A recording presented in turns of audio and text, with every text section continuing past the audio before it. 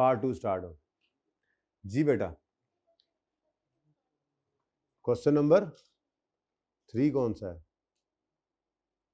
ठहर जो अभी 1 बाय 1 देखते हैं, ठीक है? ठहर जो 1 बाय 1। अच्छा जी, अब ये होगी पिक्चर, इधर ले आए भाई, इसकी पिक्चर तो करवा दें बच्चों। वर्किंग 1, वर्किंग 2, जिसको रेफर कर रहे थे हम बार बार, ठीक है? माजरत, वो कल असल में यहाँ पे हो गई थी, अब मैंने फिर दोबारा टाइम ज़ाया नहीं किया, बोर्ड पे ही करनी थी वैसे तो, लेकिन कल सवाल होता तो बीच में अर्जेंटीना घुस आया था, वरना फिर ये सवाल पूरा उधर हो जाता, फिर अर्जेंटीना ऐसे हुआ होता कल। अच्छा जी, अब इधर देखें, 11 हो गया, मैंने खुद करा दिया, 10 भी मैंने खुद करा ही दिया, सोल्यूशन आपके सामने है, 9 भी मैंने आपको खुद करवाया है, और 8 भी आपको खुद करवाया है। उसके बाद पीछे वाले सवाल तो वैसे ही कोई इतने खास हैं नहीं, एक आधा सवाल और मैं आपको रिवीजन प्लान में रख दूंगा। ज़रा एक दफ़ा आप लोग टर्म टेस्ट की तैयारी की नीयत से रिवीजन प्लान को देख लें। टर्म टेस्ट मैंने यही अब प्लान किया है कि आप लोगों का फ्राइडे को ही होगा, क्योंकि ये 2 दिन तो किसी ने मुझे घास डाली नहीं, ठीक है? और अब मंडे से पता है आपको बाकी टेस्ट शुरू हो जाएंगे, तो वो फिर मैं अपने टेस्ट डे को ही टर्म टेस्ट पे रख रहा हूँ। लेकिन एक बात मैं आपको बता दूं बेटा, 70% सिलेबस है। ये मैंने कहा तस्वीर खींचे, सब्र कर दें, मतलब कुछ भी करेंगे आप लोग।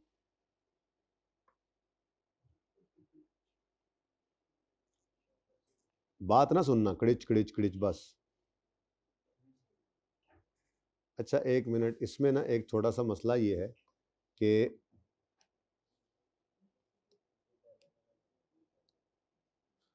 कुछ आपने जो चीज़ नहीं देखनी वो मैं बता दूंगा ना आपको, ठीक है?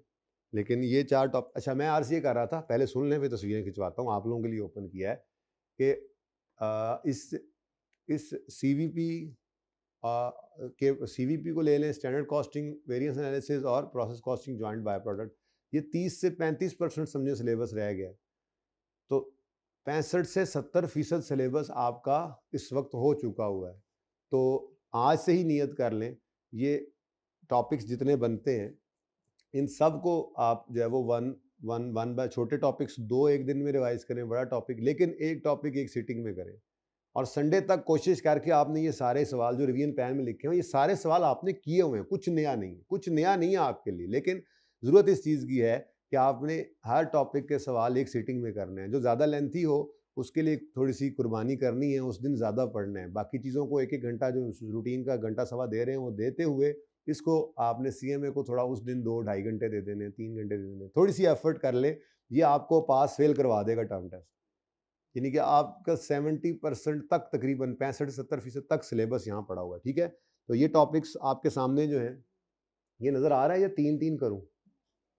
आ रहा है नज़र? इसके अंदर इन्वेंट्री वैल्यूएशन में standard limited, quality limited, XYZ, oranges, मेहनती, ये सारे नाम याद है? लेक्चर का रेफरेंस आपने देखना, आपने अटेम्प्ट देखनी है, और भाई इसको ज़रा जूम इन कर दें, आमिर भाई इसको इतना जूम इन करें कि ऑनलाइन वालों को दूर से नज़र आए, जूम इन करें, ये सिर्फ ये इस हद तक आ जाए, ये जो टेबल की का बॉर्डर चल रहा है ना, इसमें आ जाए। आप लोगों को नज़र आ रहा है तस्वीरों में? अच्छा, इसमें लेक्चर नहीं नज़र आ रहा? पक्की बात है, एंड पे तस्वीर वालों सही है। अच्छा, लेक्चर नंबर्स को आपने रेफरेंस नहीं देखना, ठीक है? अच्छा, ये अटेम्प्ट है और उसके आगे मैंने उसका नाम भी लिखा हुआ है। ओवरहेड्स में जिया, वीनस, अल्फा, सलमान, जायका, कैलिफोर्निया, फैसल एंटरप्राइज अभी नहीं करना, ये अभी नहीं करवाया आपको, ठीक है? ये येलो हुआ है। ब्राइट और ओमेगा, ये फैसल में आपको एंड पे रिवीजन क्लास में करवाऊंगा, या तब तक आप इस काबिल हो गए आप खुद भी कर लेंगे, ठीक है ना? इसके अंदर शायद, इसी के अंदर शायद थोड़ा प्रोसेस कॉस्टिंग मिक्सचर है, बहरहाल वो छोड़ें, इसको अभी नहीं करना, ये येलो वाला नहीं करना। उसके बाद एक्टिविटी बेस्ड कॉस्टिंग में क्वेश्चन 1 है, क्वेश्चन 4, 5, 7, पता नहीं अब तरतीब ये है या नहीं है, लेकिन क्वेश्चन 1 इलस्ट्रेशन ही है, question 4 Rajput enterprise, question 5 Rizwan industries, और ये जैम नाम मैंने लिखे हुए हैं।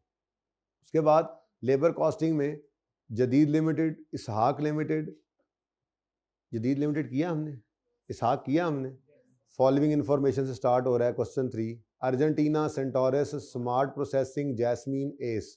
एस शायद अभी मैंने आपको नहीं करवाया। ये एस लेबर कॉस्टिंग के अंदर उसका सवाल है, लर्निंग कर्व का। रिवीजन क्लास में मैंने लास्ट टाइम करवाया था। बहुत हो जाने वाला सवाल है, लेकिन आप इसको भी फिलहाल छोड़ दें, इसको भी आप ना करें। आप सिर्फ वो सवाल करें जो अभी आपने कर लिए हुए हैं, ठीक है जी। तो मैं इसको भी हाईलाइट कर देता हूँ आपके लिए। ये भी आपने नहीं करना अभी, ठीक है, मैंने हाईलाइट किया। चलो होर रंग दा हो गया, ठीक है। हो सकता है ये सवाल आपसे, लेकिन आपने करना नहीं है, कर लेंगे जब जरूरत पड़ेगी तो फिलहाल, ठीक है। बाकी सारे सवाल आपने किए हुए हैं, तो जो सवाल आपने किए हुए ये एक सिटिंग में। अब देखो इसमें लेबर कॉस्टिंग के अंदर ही आपका मैंने वो कवर किया हुआ है, लर्निंग कर्व जो करवाया मैंने वहां पे था जहां जरूरत थी अलग से, उसमें लेबर कॉस्टिंग का प्लान नहीं था, ठीक है। तो अब ये इस तरह से ही है। अच्छा, उसके बाद मार्जिनल एब्जॉर्प्शन, और ये तो सिर्फ यही है जी, थोड़ा सा ये मार्जिनल एब्जॉर्प्शन के सिर्फ ये 4 सवाल आपने करने हैं। X Y, Kenya, sigma, Francisco, बड़े कंप्रिहेंसिव सवाल थे, सब कुछ इसके अंदर कवर होता है। तो मेरी कोशिश यही होती है कि वो क्वेश्चन आपको रिवीजन के लिए रख के दे दिए जाएं। ये एंड पे रिवीजन प्लान में एक आधा सवाल ऐड करूंगा, ज़्यादा नहीं, यही रहेगा रिवीजन प्लान। मकसद इन सवालों का क्या होता है कि टॉपिक ज़्यादातर इनमें कवर हो जाता है। देखो ना, अब आपने सवाल करते हुए 40-40 सवाल किए किसी टॉपिक के, रिवीजन प्लान रिवीजन करते हुए 40 सवाल करने बैठ गए तो फिर कर लिया आपने रिवीजन? नहीं, वो क्वेश्चंस करेंगे जिसमें सारे कॉन्सेप्ट जो है वो कवर होते हो, ताकि मैं जो आपको कहता हूं ना, एक सिटिंग में किसी भी टॉपिक के सारे सवाल करो, वो आपके लिए मुमकिन रहे। और जब एक सिटिंग में बैठकर ये एक टॉपिक के सारे सवाल करते हो ना आप, तो उसमें चूंकि कॉन्सेप्ट ऑलमोस्ट सारे 90-95% कवर्ड होते हैं उन सवालों के अंदर, तो वो टॉपिक आपका इफेक्टिवली रिवाइज होता है, ठीक है। ये हो गया मार्जिनल एब्जॉर्प्शन। प्रोसेस कॉस्टिंग के सवाल चेक किए रिवीजन में, माशाल्लाह 14 सवाल। स्टैंडर्ड कॉस्टिंग के सिर्फ 10 हैं। टारगेट कॉस्टिंग ये सबसे अच्छा है। डेनमार्क, हाईटेक, फिनटेक, ये चैप्टर नंबर का रेफरेंस है, आईकेप का चैप्टर नंबर भी है, मैंने नोट्स में भी यही नंबर लगाया हुआ है, ठीक है ना। आपने ये गौर किया होगा जी। हो गया। जो कितने टॉपिक्स हो गए अभी तक? 6 हो गए। अभी तक कितने हो गए जरा तस्वीर चेक करके बताओ। मार्जिनल टारगेट 2 हो गए, और पहले सफे पे कितने थे? 4 थे। चलो 6 हो गए। ले जी, इन्वेंट्री मैनेजमेंट आपने सिर्फ देखना है, सीवीपी तो अभी आज शुरू कर रहे हैं। इन्वेंट्री मैनेजमेंट में ये सारे सवाल आपने किए हुए हैं, अगर कोई नहीं किया होगा तो उसको आपने पेंडिंग कर देना। आई थिंक ये रॉयल वाला नहीं किया हुआ, रहने दें फिलहाल। मैं चाह रहा हूँ बस आप अभी जो है ना वो अच्छे तरीके से चीज़ों को, modern distributor company, hockey, choco king, aroma, coco coco coco याद आया? अच्छा, Shadab industries, galaxy, saturn, Nigeria, Khan, सारे किए हुए। बोलो, एक सिटिंग में करने हैं, हिम्मत करनी है। 8-10 नंबर का सवाल होता है नॉर्मली, बड़ा भी हो तो आपने टारगेट ये रखना है कोई सवाल 15 मिनट से ज़्यादा ना ले, आपके हुए हुए सवाल है, ठीक है। तो जिस दिन ज़्यादा सवालों वाला टॉपिक आ जाए तो उस दिन थोड़ी कुर्बानी है, लेकिन ये कर लो, पास होने के बहुत करीब पहुंच जाओगे 70। और इंशाल्लाह टाइम खुला है हमारे पास। प्रोसेस कॉस्टिंग, स्टैंडर्ड कॉस्टिंग लाजमी सवाल आता है उन दोनों में से। मैं इंशाल्लाह वो पिटाई कर के आपको तैयार कर ही लूंगा, अल्लाह ने चाहा तो, ठीक है ना। लेकिन अभी ये मौका है कि ये 70% आपका तैयार हो जाए, वो फिर इंशाल्लाह वो पिटाई कर लूंगा आपकी। इन्वेंट्री मैनेजमेंट 7 हो गए, 7 टॉपिक्स हो गए। और उसके बाद जी सीबी को छोड़ दें, रेलेवेंट कॉस्टिंग, डिसीजन मेकिंग, ये 2 भी हैं। बेस्ट ऑफ लक, ये बेस्ट ऑफ लक आपको टर्म टेस्ट के लिए भी है। ठहर जाए, इधर से कोई चीज़ ऐसी डेल लिमिटेड वो नहीं करना आपने, क्योंकि वो मैंने रिवीजन क्लास में डेल लिमिटेड किया हमने नहीं ना किया, ओके। जुपिटर भी नहीं किया, बाकी देख लें। ग्लोबल, टोपैज, स्मार्ट, रिंग भी आपने नहीं किया हुआ, छोड़ दें उसको। करना तो है, रिवीजन क्लास में मैंने कुछ करवाना है ना यार, सारा कुछ अभी कर लेंगे तो मैं एंड पे आऊँगा, हैं जी। तो आपने क्या करना है जी, सिर्फ 3 सवाल। सुभान अल्लाह, ये भी कोई बात है? ये कोई रिवीजन हो रही है सर? सिर्फ 3 सवाल डेल किया हुआ है जी। ग्लोबल, टोपैज और स्मार्ट, ये 3 सवाल रेलेवेंट कॉस्टिंग के लिए। उसके बाद डिसीजन मेकिंग में server, NK, lily, galaxy, yellow, artery, Jupiter रहने दें, स्नूकर, एजी, जी, कैपेचिनो, ये भी रहने दें, कैपेचिनो भी रहने दें। रिवीजन क्लास वाले सवाल अभी रहने दें मेरे, ये मैंने करवाने हैं, आपने नहीं करने, खुद से बोल रहा हूँ बार बार, फिर ना कहना दसिया नहीं, ऐसे ही घुमा देगा ये सवाल, आपको करना तो है ही। हबीब इंडस्ट्रीज हो गया, साहिल से आप जिम्बाब्वे भी हो गए, डन। ओके, तो अब पिक्चर आप ले सकते हैं। ये आपने हाईलाइटेड वाले नहीं करने, इजी हो गया ना, आप थोड़ा और कम हो गया, ठीक है। तो फाइनल रिवीजन है, उसमें तो कुछ भी नहीं हम छोड़ते, लेकिन यहाँ पर ये है कि कोई एक दो सवाल जो मैंने खुद करवाने ही है उनको छोड़ो, वो तो हो ही जाएंगे रिवीजन क्लास के अंदर जाके इंशाल्लाह। लेकिन फिलहाल आपने ये क्वेश्चन, अब देखो ना, अब ये डिसीजन मेकिंग टेक्निक्स में कितने ज़्यादा सवाल हैं, 13 सवाल आपने एक सिटिंग में बैठ के करने हैं, तो ये तो हिम्मत की ज़रूरत है, कोशिश की ज़रूरत है, थोड़ी सी कुर्बानी है, ठीक है। 2 टॉपिक्स ज़रा बड़े हैं, बाकी तो ऑलमोस्ट छोटे छोटे हैं। तो ये टोटल कितने टॉपिक्स बन गए जी? ये 2, डिसीजन मेकिंग, रेलेवेंट कॉस्टिंग, तीसरा इन्वेंट्री मैनेजमेंट, चौथा टारगेट कॉस्टिंग, पांचवा मार्जिनल एब्जॉर्प्शन कॉस्टिंग, छठा, सातवां, आठवां और नौवां। 9 टॉपिक्स हैं, 13 चैप्टर्स हैं, जिसमें से चैप्टर्स तो मतलब 2-2 चैप्टर्स भी मिक्स है ना। स्टैंडर्ड कॉस्टिंग वेरिएंस एनालिसिस जो है ना, आप गौर फरमाएं तो इसके अंदर 8 और 9 है, ये 11 और 12 है। Process costing, joint by product, ठीक है जी, ये भी 8 और 9 2 चैप्टर्स हैं। ऐसे ही ये cost and production job costing जो, ये भी 2 टॉपिक्स, 2 चैप्टर्स मिलकर ये इस तरह से बनते हैं, ठीक है ना। तो आपने अब ये कोशिश कर लेनी है बेटा। अब शुरू करते हैं हम अपना सीवीपी एनालिसिस। यहीं पे ही लिख देता हूँ फिलहाल में, और तो मेरे पास अभी कोई नया हैंड आउट है नहीं, यहाँ लिख लेते हैं, ये खाली खुली जगह है जी। ओहो 3 वाला तो हल रहंदा सी काम।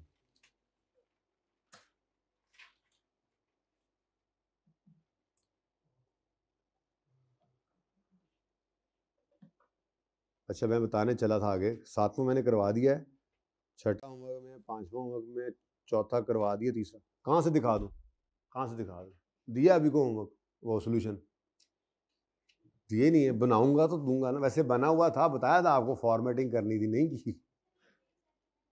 ये रिवीजन प्लान में है तो कोई बात नहीं, कल पेपर थोड़ा ही है, अगला काम वही है। हैंड आउट तैयार हो गया है ना, क्वेश्चन 10 का सोल्यूशन आ गया है ना इस पे, बाकी तो ऑलमोस्ट तैयार है, सिर्फ उठा कर लिखने हैं, थोड़ा चेक करने हैं, सुर्खी पाउडर लगाना है, कल होपफुली मिल जाएंगे आपको सोल्यूशन, ठीक है। अच्छा जी बेटा, decision making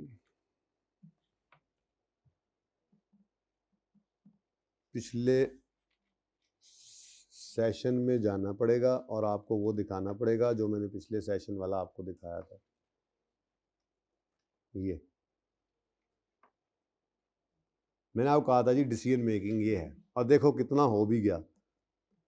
done, relevant costing done, chapter 2 inventory management done, एक रह गया था आज, वो भी इंशाल्लाह शुरू हो गया तो खत्म हो गया, शुरू हो गया तो खत्म हो गया। 10-12 दिन लगने हैं ना बस, और क्या, इतना तो टाइम नहीं लगना, 10-12 दिन। देखो ना, लेक्चर 1 भी तो था, आज 74 हो गया, तो जो 5 ओके जो शुरू हो गया वो खत्म भी हो जाएगा इंशाल्लाह, ठीक है। तो आज हम कॉस्ट वॉल्यूम प्रॉफिट एनालिसिस कहते हैं इसको, सीवीपी एनालिसिस, उर्फ आम में ब्रेक इवन एनालिसिस भी कह देते हैं, आज हम ये स्टार्ट करने जा रहे हैं, ठीक है। तो कॉस्ट वॉल्यूम प्रॉफिट एनालिसिस, जिसको उर्फ आम में हम सीवीपी एनालिसिस भी कहते हैं, सीवीपी, इसको ब्रेक इवन भी कहते हैं, ठीक है जी। अच्छा जी, इसके फार्मूलाज में आपके साथ डिस्कस करूंगा आज, क्योंकि आज मैंने आपको बताया ना मेरी ही क्लास है, तो प्लस माइनस तो चलाऊंगा मैं, ठीक है। थोड़ा सा तो पढ़ेंगे ही, सही जाहिर है, ना आने वालों को पता तो लगे ना कि वो क्यों नहीं आए, वो उनको दुख तो होना इस बात को, ठीक है। नहीं ये बात नहीं यार, जो पढ़ाने का सोचते हैं ऐसे, ना उनसे कोई दुश्मनी है और ना आपसे कोई एक्स्ट्रा मोहब्बत होगी आने पे, है तो सही मोहब्बत, तो सबसे ही है ना, उनका दुख तो साथ ही है मेरे इस वक्त। लेकिन जो पढ़ना है वही पढ़ना है, कम ज़्यादा नहीं कर रहा, जो सोच के आया था वो पढ़ा के ही चला जाऊँगा। आज थोड़ा सा ये है कि ज़रा टेंशन कम है। अच्छा जी, सबसे पहले तो मैं आपसे ये डिस्कस करना चाहूँगा किस किस तरह के सवाल इसमें से आते हैं, टाइप ऑफ क्वेश्चंस। और यार इतना आसान टॉपिक है कि आपको क्या बताऊँ, हैं? चैप्टर 16 से मुश्किल है। अच्छा, वैसे बच्चों को पता नहीं ये क्यों मुश्किल लगता है, असल में एक तो इसमें आपकी जो 7वीं 8वीं 6ठी 7वीं वाला मैथ है वो दोबारा आ जाता है, दूसरा आपने क्यूएम जो पढ़ी थी वो आ जाती है, जो आपने नहीं पढ़ी होती, तो मैथ जो है ना वो थोड़ी सी आ जाती है। लेकिन कोई ऐसा खास मसला है नहीं, 5 फार्मूलाज हैं, बस उन्हीं के अंदर ही रहते हुए हमने जो है वो सारा सीवी एनालिसिस कर देना होता है। पता नहीं बच्चे क्यों परेशान होते हैं, छोड़े। टाइप्स ऑफ क्वेश्चन जो है इसके अंदर कैसे कैसे आ सकते हैं जी, वो ये 3 तरह के सवाल नॉर्मली जो है वो यहाँ पे टेस्ट करता है।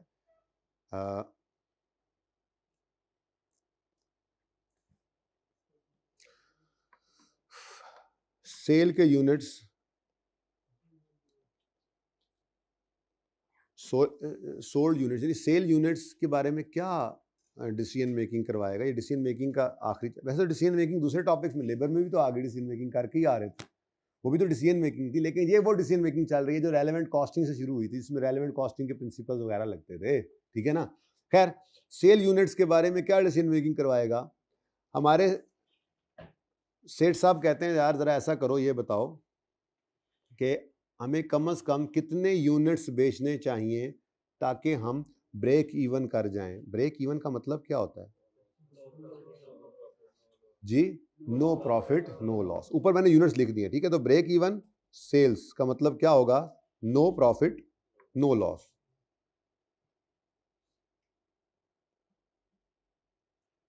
यानी हम सेठ साहब को कहते हैं भाईजान इससे नीचे तो आपकी तबाही है, तबाही।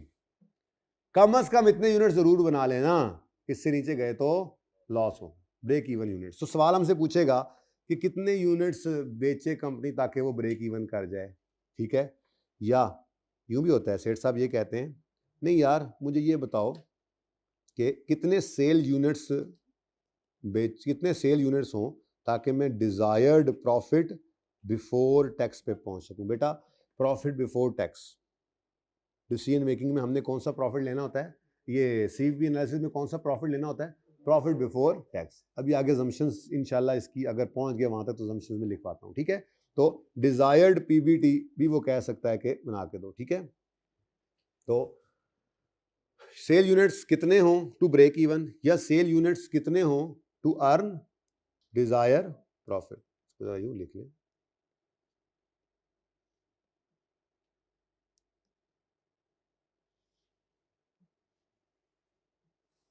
ठीक है। अच्छा, और क्या कह सकता है वो?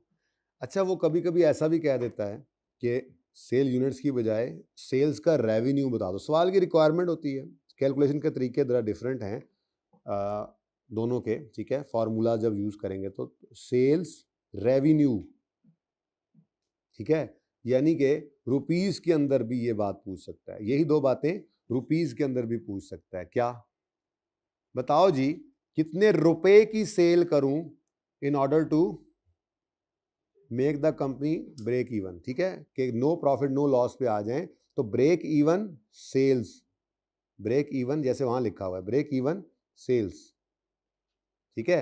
अब ये ब्रेक इवन सेल्स का मतलब मैंने पहले ही बता दिया आपको, नो प्रॉफिट और loss. No profit no loss, break even, zero profit पर लॉस नहीं है, ठीक है। ब्रेक इवन सेल के यूनिट्स इसी तरह से वो कह सकता है नहीं यार सिर्फ ब्रेक इवन ना बताओ, मुझे ये बताओ। कोई बंदा ऐसे पूछ लेता है हाँ भाई कितना प्रॉफिट चाहिए यार, अगर मुझे 1 लाख का प्रॉफिट मिल जाए तो मुझे बताओ मुझे कितने यूनिट सेल करने चाहिए। सेठ साहब ने आपसे कहा, आप कॉस्ट अकाउंटेंट हैं, आप उनके, ठीक है, मैनेजमेंट अकाउंटेंट, यार मुझे 1 लाख का प्रॉफिट चाहिए, कितने यूनिट्स बेचूं? तो यही वाला एनालिसिस आपको क्या बता देगा, डिजायर्ड प्रॉफिट बिफोर टैक्स के लिए, डिजायर्ड पीबीटी के लिए कितना सेल रेवेन्यू होना चाहिए। बात समझ आ रही है? ऊपर क्या लिखा हुआ है?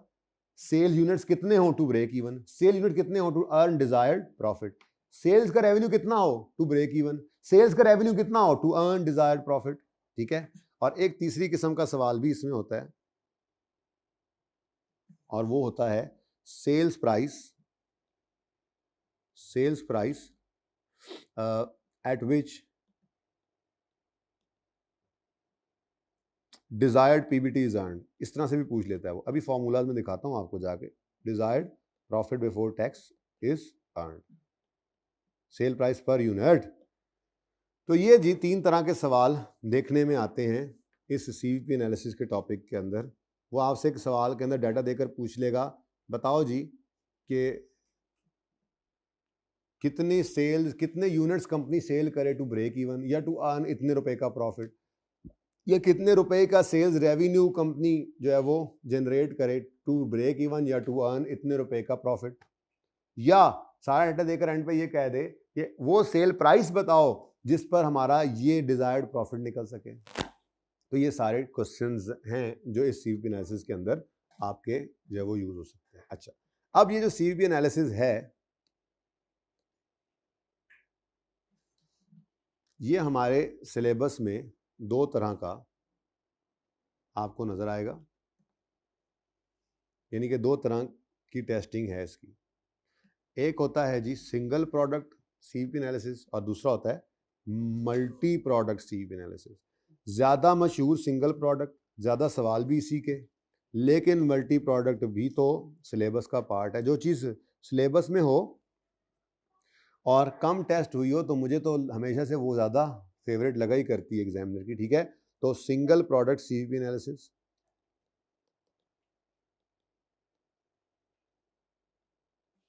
जो हम इंशाल्लाह स्टार्ट कर रहे हैं अब। Single product CVP analysis. और दूसरा आपको क्या अर्ज किया मैंने, दूसरा कौन सा है जी, मल्टी प्रोडक्ट। ये इंशाल्लाह कुछ दिनों में करेंगे, 5, 6, 7 दिन में जब ये आ जाएगा तो मल्टी प्रोडक्ट सीवीपी एनालिसिस। इसकी बात फिलहाल मैं बिल्कुल नहीं करूंगा, ये इधर ही पड़ा रहे। जब इसकी बारी आएगी तो यहीं पे आके लिख लूंगा, या जहाँ पे फिर रहे होंगे वहाँ पे लिख लेंगे। फिलहाल तो मैं आपके साथ सिंगल प्रोडक्ट सीवीपी एनालिसिस की बात कर रहा हूँ। और जैसे मैंने आपको टाइप्स ऑफ क्वेश्चन बताए हैं, बस फॉर्मूलाज भी उसी तरह के ही हैं। यानी कि आपको क्या पूछेगा, वो क्या पूछेगा बोलो, ब्रेक इवन यूनिट्स निकालो, ब्रेक इवन यूनिट्स निकालो। तो ब्रेक इवन यूनिट्स निकालने का कोई फॉर्मूला होना चाहिए, ठीक है। तो पहला फॉर्मूला, सबसे पहले मैं अब यहाँ पे फॉर्मूलाज आपको लिख कर दे रहा हूँ।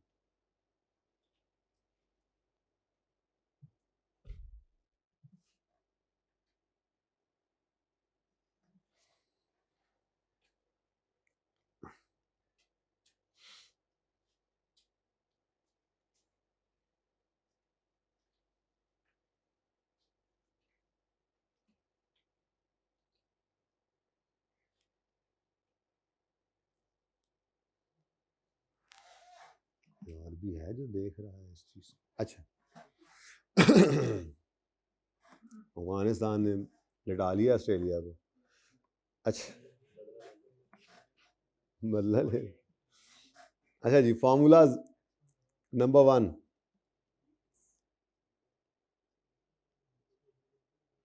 Break even sales in units, जाहिर सी बात है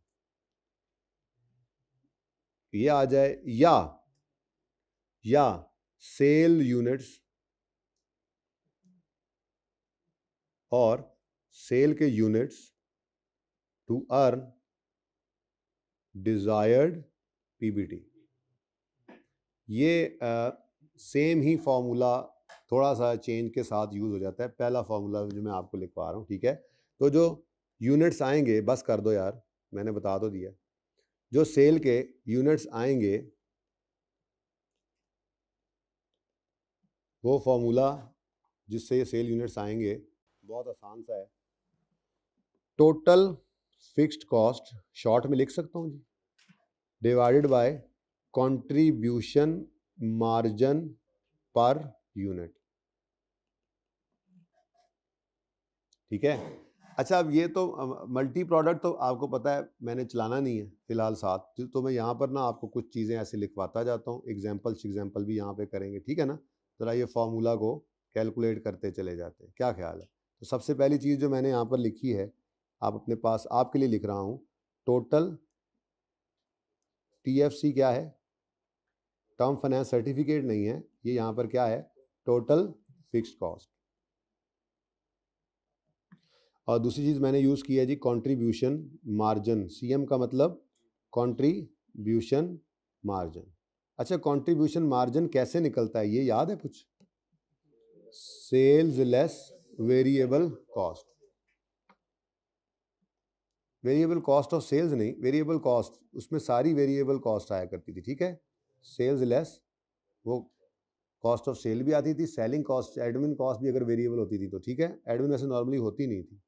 तो सेल लेस वेरिएबल कॉस्ट को कहते हैं कंट्रीब्यूशन मार्जिन। मैंने कहा जरा ऐसे ही भूल ना गए हों आप लोग। आपको याद होगा वही मार्जिनल एब्जॉर्प्शन, सबसे पहले जाके आज आपने रिवीजन तो करनी है ना, सबसे पहले आपने मार्जिनल एब्जॉर्प्शन को रिवाइज करना है आज, क्योंकि सीवीपी में भी उसकी आपको हेल्प मिलेगी। ठीक है, मार्जिनल एब्जॉर्प्शन में ही मैंने आपको सीवीपी वाला एक टेबल पिछले सेशन का दिखाया था, जिसके अंदर गालिबन फिक्स कॉस्ट बाइफर्केशन की बात की थी, variable cost, fix cost, semi variable cost, शायद मुझे ऐसे लगता है, बहरहाल बात की थी जो नहीं की थी मैंने, छोड़ो। आपने जाके मार्जिनल एब्जॉर्प्शन को रिवाइज करना है। ठीक है, मार्जिनल एब्जॉर्प्शन को आपने रिवाइज करना है। कौन से चैप्टर में था मार्जिनल एब्जॉर्प्शन? चैप्टर कौन सा था? ये रहा। इसमें हमने फॉर्मेट्स जो बनाए थे ना, वो मैं सामने रख लेता हूँ, ज़रूरत पड़ेगी इंशाल्लाह इसकी। ये देखें, ये हम सीवीपी एनालिसिस में मार्जिनल कॉस्टिंग के प्रिंसिपल्स यूज़ करेंगे। ठीक है, जिसके अंदर सेल में से वेरिएबल कॉस्ट्स को माइनस करेंगे तो कॉन्ट्रीब्यूशन, देखो sale less variable cost contribution margin, less करते थे टोटल फिक्स्ड कॉस्ट। यहाँ पर टोटल फिक्स्ड कॉस्ट्स हैं, कभी भी पर यूनिट यूज नहीं करते थे, टोटल करते थे। तो पूरे सीवीपी एनालिसिस के अंदर सेलिंग प्राइस पर यूनिट हम ढूंढा करेंगे, वेरिएबल कॉस्ट पर यूनिट और फिक्स कॉस्ट टोटल। नहीं होगी तो करेंगे, अजम्पशंस में लिखवाता हूँ इंशाल्लाह। अजम्पशंस तो मेरे ख्याल में कल पे चली गई हैं, फॉर्मूलाज पूरे हो जाएंगे इंशाल्लाह। ठीक है, तो ये अगर आपसे प्रॉफिट स्टेटमेंट मांग भी लेता है इस सीवीपी एनालिसिस के टॉपिक के अंदर, तो प्रॉफिट स्टेटमेंट इसी फॉर्मेट के ऊपर बनेगी। सेल लेस वेरिएबल कॉस्ट सारी की सारी, contribution margin less total fixed cost is equal to profit. Before tax ही होता है, डायरेक्ट टैक्स तो इसमें से माइनस हो नहीं रहा। ठीक है, तो इस टॉपिक में अगर आपसे प्रॉफिट स्टेटमेंट मांगेगा तो ये, तो इसलिए बेहतर नहीं है कि आप वो 3-4 सवाल ही थे, रिवीजन तो करनी ही है आप टर्म टेस्ट के लिए, तो सबसे पहले मार्जिनल एब्जॉर्प्शन करें, उसके साथ कोई और, क्योंकि 3 सवाल हैं तो कोई 1-2 टॉपिक्स और भी साथ आज मिला लीजिएगा। ओके, सही है ना रिवीजन में। लेकिन सबसे पहले कौन सा रिवीजन करेंगे आप? मार्जिनल एब्जॉर्प्शन, क्योंकि उससे आपको यहाँ भी हेल्प मिलनी है। खैर, कंट्रीब्यूशन पर यूनिट, मैं एक एग्जाम्पल बनाता हूँ आपके लिए यहाँ पे।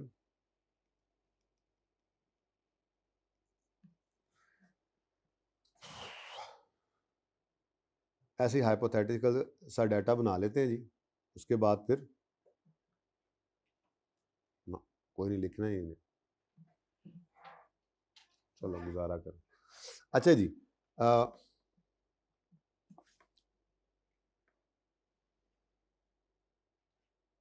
अज्यूम कर लेते हैं जी कोई ऐसे ही फिगर्स हाइपोथेटिकल सी, सेलिंग प्राइस 50 रुपये, वेरिएबल कॉस्ट सारी की सारी 40 रुपये, मिसाल के तौर पर। ठीक है, एक यूनिट अगर बेचें तो सेलिंग प्राइस 50 रुपये से का बिकेगा, और वो हम खरीदते या बनाते कितने का है? 40 रुपये का। ठीक है, तो एग्जाम्पल है मेरी, और मैं कहता हूँ जी मैंने सेल्स की हैं लेट से 10,000 यूनिट्स की, ये तो बाद में देखेंगे।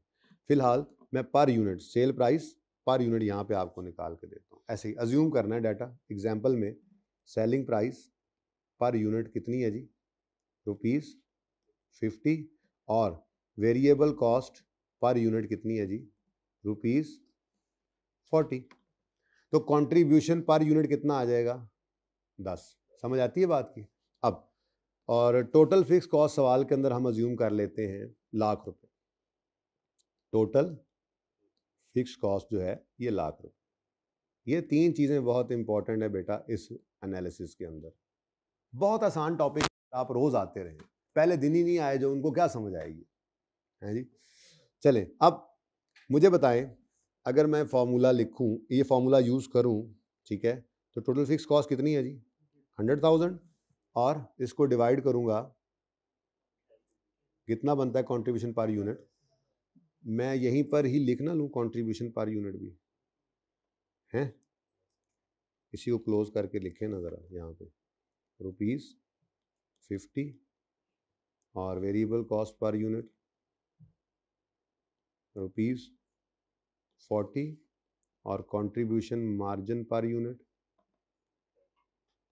Is equal to ₹10। ठीक है, यहीं पे निकल आया ना सामने?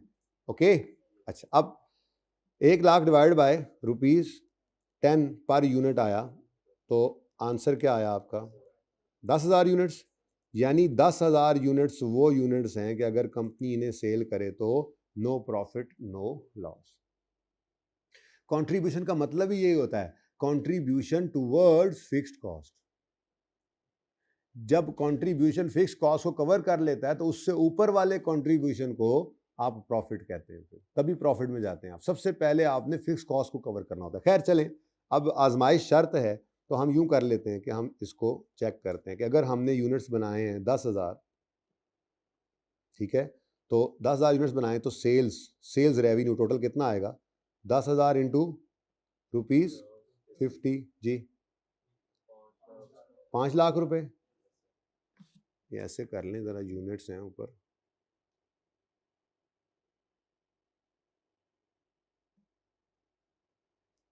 जी 10,000 यूनिट्स, ठीक है। अच्छा, 5 लाख कॉस्ट आ गई, वेरिएबल कॉस्ट कितनी आ गई जी? 10,000 यूनिट्स ही बने और ₹40 जी, 4 लाख। कंट्रीब्यूशन मार्जिन कितना आ गया? ये है तो टोटल में, लेकिन आ तो गया है। कंट्रीब्यूशन मार्जिन 1 लाख,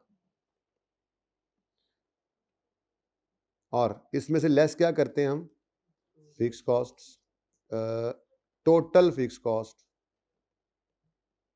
वो कितनी आ गई? 1 लाख।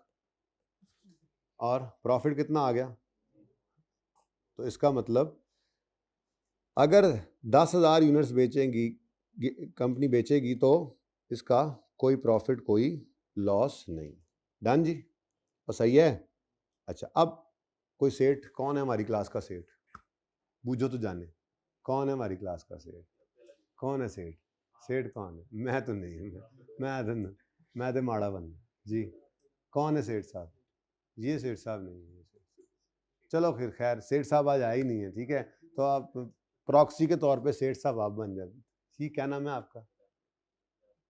राफे भाई जो है ना, ये सेठ साहब हैं। हमने इनसे कहा सेठ साहब आप छोड़ें इस बात को, आप ये फरमाएं कि आप, बल्कि इन्होंने कहा यार ब्रेक इवन छोड़ो, मैंने को ब्रेक इवन करने के लिए बिजनेस शुरू किया है। प्रॉफिट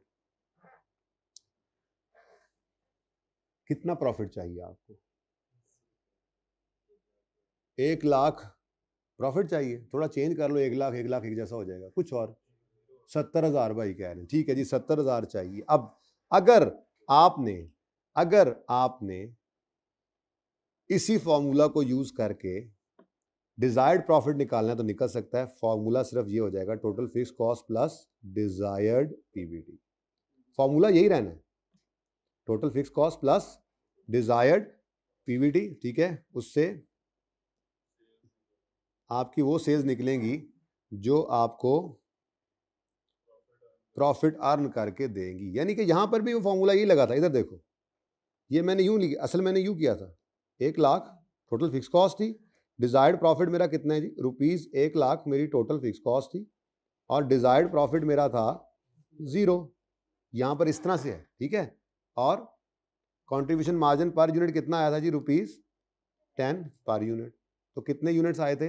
10,000। अभी चेक करा के आ रहा, अगर 0 प्रॉफिट कमाना चाहें तो 10,000 यूनिट्स बनाएं, ब्रेक इवन यूनिट्स, ठीक है।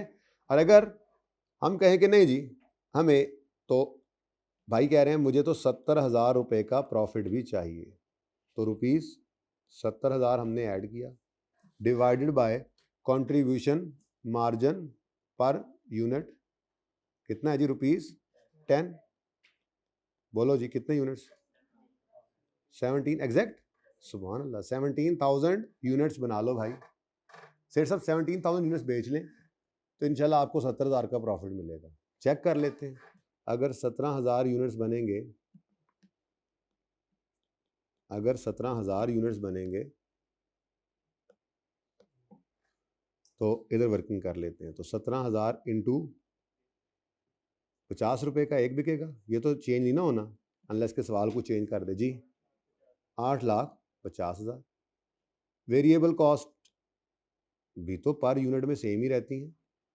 ये सीपी की अजम्पशंस हैं कुछ, कि per unit selling price, per unit variable cost और टोटल फिक्स कॉस्ट वॉल्यूम के बदलने से बदलती नहीं है। ये एक अजम्पशन भी है, कल लिखवाऊंगा ना तो तैयारी करवा रहा हूँ उसकी, ठीक है। लेकिन अजम्पशंस कल लिखवाऊंगा, आज फॉर्मूला लिखवा के छुट्टी दे दूंगा, आज याद करके आ जाना, ताकि कल हम अजम्पशंस लिखें और सवालों पे चले जाएं इंशाल्लाह, ठीक है जी।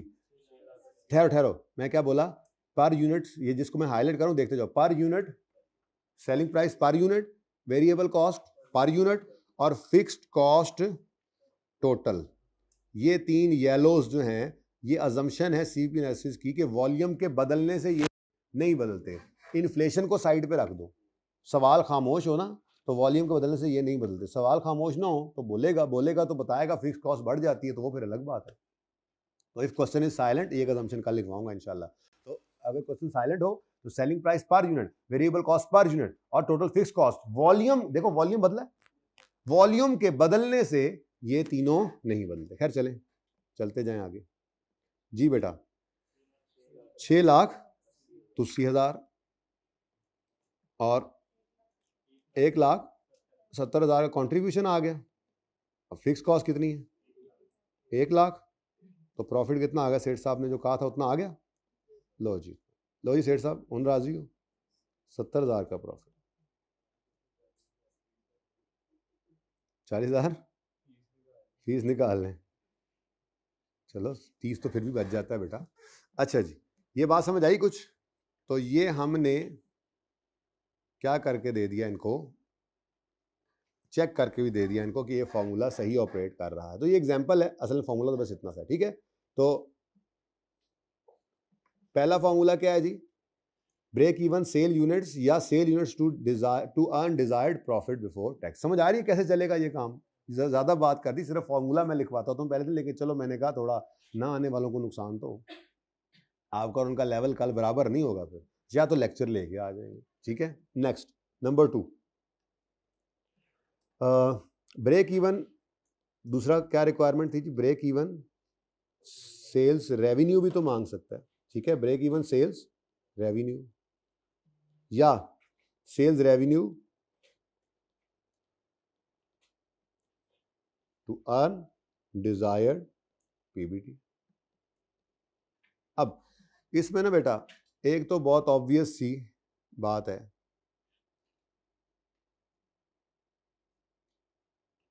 इसको क्या हो गया आज, कि आपको जो नज़र भी आ रहा है कि आप सबसे पहले तो ये कहेंगे कि जी हम सेल्स रेवेन्यू निकाल रहे हैं। तो अगर मेरे पास सेल्स यूनिट्स निकल आए हैं ऊपर वाले उसमें फॉर्मूला में, तो उसको सेल रेवेन्यू मतलब यूनिट्स निकल आए हैं, सेल्स रेवेन्यू पर यूनिट से मल्टीप्लाई करें तो ये रुपीज़ में फिगर आ जाएगी। लेकिन हर सवाल में वो गिवन नहीं भी होते, नहीं निकल सक रहे होते, या आई कैप का जो तरीका है वो दूसरे फॉर्मूला का है, ठीक है। तो मैं दोनों फॉर्मूला लिख रहा हूँ आपके सामने कि नंबर 1 सेल्स रेवेन्यू अब निकालेंगे हम। तो एक तो आपके दिल में जो आ रहा है वो वाला फॉर्मूला, वो क्या है? वो है जी सेल यूनिट्स। सेल यूनिट्स कौन से वाले? सेल यूनिट्स कौन से वाले? सेल यूनिट्स कंप्यूटेड इन फॉर्मूला 1, कंप्यूटेड इन नंबर 1, ठीक है। ऊपर 1 समझ आ रही है? तो जो सेल यूनिट्स वहाँ ऊपर कंप्यूट किए हैं उसको मल्टीप्लाई कर दें सेलिंग प्राइस पर यूनिट से, तब भी आपका सेल रेवेन्यू आ जाएगा। लेकिन ये आई कैप का फेवरेट वाला नहीं है और हम भी ये यूज़ नहीं किया करेंगे। हम तो दूसरा फॉर्मूला यूज़ करेंगे, सेल्स रेवेन्यू अगर आपने निकालना है टू ब्रेक इवन या टू अर्न डिजायर्ड प्रॉफिट, तो आपको करना पड़ेगा total fix cost plus desired profit divided by contribution margin ratio, CM ratio कहते हैं, सीएस रेशियो भी इसको कहते हैं, ठीक है। कंट्रीब्यूशन टू सेल रेशियो या contribution margin, contribution CS ratio भी कह देते हैं, बहरहाल contribution margin ratio, CM ratio. ये रेशियो कैसे निकलेगी? ये इधर देखो, ये ऐसे रेशियो निकलती है। सेलिंग प्राइस पर यूनिट कितनी है जी? 50 और वेरिएबल कॉस्ट पर यूनिट कितनी है जी? 40। तो कंट्रीब्यूशन कितना है जी? 10। अब ये कंट्रीब्यूशन मार्जिन पर यूनिट जो है इसको डिवाइड करो सेलिंग प्राइस से, 10/50 इंटू 100 कितना आता है? 20%। तो सीएम रेशियो कितनी है जी? तो जाहिर है वहाँ फॉर्मूला में तो 0.2 ही लिखेंगे, ठीक है ना। तो सीएम रेशियो कैसे निकलेगी ये मैं छोटा सा यहीं पे लिख देता हूँ। कंट्रीब्यूशन मार्जिन रेशियो कैसे निकलती है जी? सीएम कंट्रीब्यूशन मार्जिन पर यूनिट को डिवाइड कर दें जी सेलिंग प्राइस पर यूनिट से। अच्छा ये ज़रूरी नहीं है कि पर यूनिट ही हो, बल्कि मैं यूँ ना लिख दूँ, contribution margin divided by sales. अगर पर यूनिट गिवन होगा तो पर यूनिट से, और अगर टोटल में निकल आए तो टोटल से भी। रेशियो तो वही निकलनी है। जैसे ये आपने कहा 20% है, ज़रा ये भी चेक करके देख लो। 170 को ज़रा 850 से डिवाइड करो, 20%। 1 लाख को ज़रा 5 लाख से डिवाइड करो। आए जाओ यार, बैठते जाओ यार, आते जाओ, अब क्या करें जी, आते जाओ, बैठते जाओ भाई जी। 20% सेम है ना। तो आप कंट्रीब्यूशन मार्जिन पर यूनिट से चले या कंट्रीब्यूशन टोटल से चले, divide by sale per unit से करें, टोटल से, बात तो एक है। तो कंट्रीब्यूशन ओवर सेल्स इनटू 100 करें, ठीक है। बल्कि पर यूनिट ही लिख देता हूँ, टोटल आपको बताइए। कंट्रीब्यूशन मार्जिन पर unit divided by selling price per unit into 100 is equal to contribution margin ratio. ठीक है, ये दोनों ही चल सकते हैं, कोई ऐसी बात नहीं है। अब अगर इसी को ही आजमा लें, आप चेक कर लेते हैं अब ज़रा जल्दी से।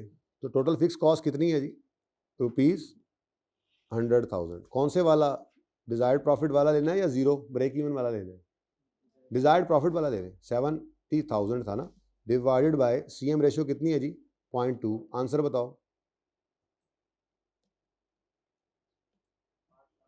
8,50,000 ही होना चाहिए था, ऊपर देख लो 8,50,000। ठीक है ना, ये इस तरह से फॉर्मूलाज चलेंगे। बस अब ये कैलकुलेट नहीं कर रहा ना, बस पता लग गया आपको। फॉर्मूला बस याद करके आने हैं कल, ठीक है। बच्चे तो आ गए, बच्चा आर हेयर। उन्होंने कहा लेट करके जाइए, लेट करके भी नहीं जान छूटी। तीसरा फॉर्मूला है जी, sale price per unit to earn desired profit. तीसरी रिक्वायरमेंट इस तरह की आती है ना, ऊपर देखो मैंने आपको कहा था 3 तरह से ये सवाल टेस्ट करता है। सेल यूनिट्स बताओ टू ब्रेक इवन या to earn desired profit, formula आ गया। सेल रेवेन्यू बताओ टू ब्रेक इवन या to earn desired profit, formula आ गया।